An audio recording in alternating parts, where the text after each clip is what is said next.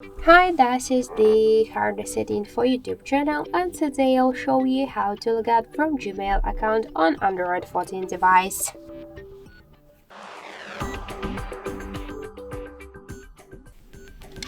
So first we should launch the Gmail application,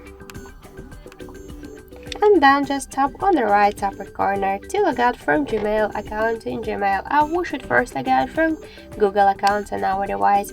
So tap to manage accounts on this device, tap to your account and click to remove account. Then confirm your action by tap to remove account, and that's it. After that, let's just go back to the application, and in app we could see that we just also successfully got from Gmail application. So that's it. Thank you for watching, and if you find this video helpful, leave thumbs up and subscribe.